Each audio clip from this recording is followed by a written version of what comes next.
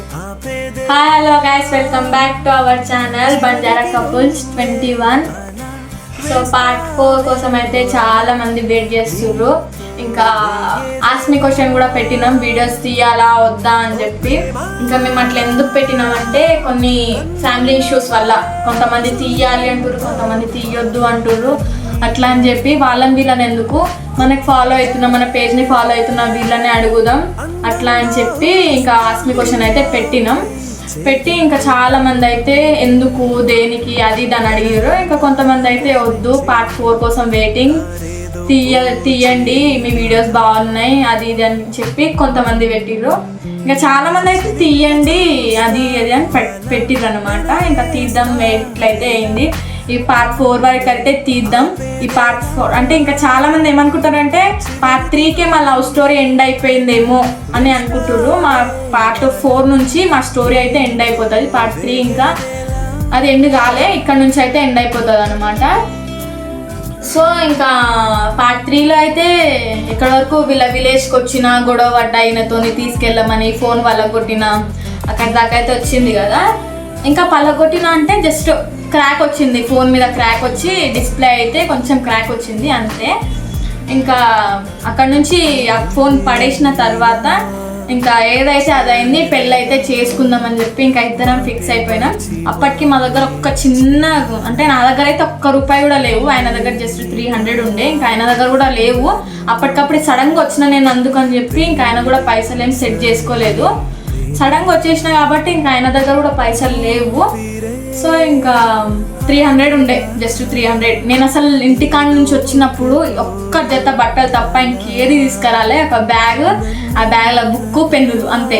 అంటే కాలేజ్ నుంచి వచ్చిన కాబట్టి, కాలేజ్ నుంచి అంటే కాలేజ్కి పోతున్నా అని చెప్పి వచ్చేసిన కాబట్టి ఇంకేం తీసుకురాలే. తీసుకొద్దాం అదే బ్యాగ్లో వేసుకొని వద్దాం అనుకున్నా కానీ అయినా డౌట్ వస్తుంది, ఈ బ్యాగ్ కొంచెం హెవీ ఉన్నట్టు అనిపిస్తుంది వెనకాల, ఎందుకు తర్వాత ఎలా అక్కడ వెళ్ళి కొనుక్కుందాం అది ఇది అని చెప్పి ఇంకా అట్లా ఆలోచించి ₹1 ఒక్కటి ఏం తీసుకురాలే.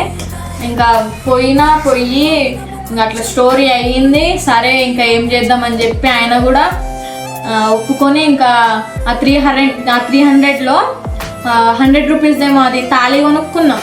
తాళి ఇంకా పూలదండ 200ది అంతే. ఇంకా 300 అక్కడే అయిపోయినాయి. దాని తర్వాత వాళ్ళ విలేజ్ పక్కనే ఒక టెంపుల్ ఉంటే, విలేజ్ దగ్గరలోనే ఒక టెంపుల్కి వెళ్ళి మ్యారేజ్ చేసుకొని ఇంకా తెలిసిన వాళ్ళని పిలిపించి ఆయనతోని ఫోటో కొన్ని తీసుకొని ఇంకా అక్కడ నుంచి అక్కడ ఒక్క నిమిషం కూడా ఉండలే, పెళ్ళి అయిపోయింది. ఇంక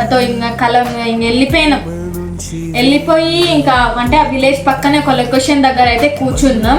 ఎటు వెళ్ళాలి అసలు ఏం అర్థమవుతలే, ఇంకా పెళ్లి చేసుకొని ఎటు వెళ్ళాలి అది ఇది అని చెప్పి ఇంకా ఆలోచించి ఇంకా పైసలు కూడా లేవు కాబట్టి ఇంకా మాకు తెలిసిన వాళ్ళ మా ఫ్రెండ్స్ దగ్గర అడిగినాం. ఒక 5K ఏమో సెట్ అయినాయి. దాని తర్వాత మేము విజయవాడకి అయితే వెళ్ళినాం. విజయవాడకి వెళ్ళి ప్రజెంట్ అయితే ఆడనే ఉంటున్నాం. దాని తర్వాత ఇంకా మా డాడీకి అయితే ఒకసారి ఫోన్ చేసిన, ఇక్కడికి వచ్చి ఫోన్ చేసిన.